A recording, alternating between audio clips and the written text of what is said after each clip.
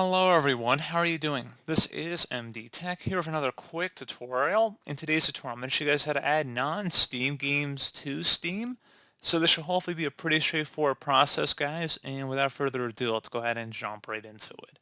So you want to start off by selecting the Games tab over the top, and then you want to select where it says Add a non-Steam game to my library. Go ahead and select that, and then you're going to go ahead and select the program or game you want to go ahead and add. And then once you're done making that selection, you're going to go and select the option that says Add Selected Programs.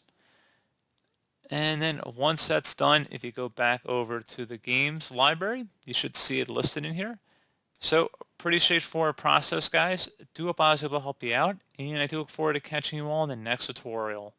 Goodbye.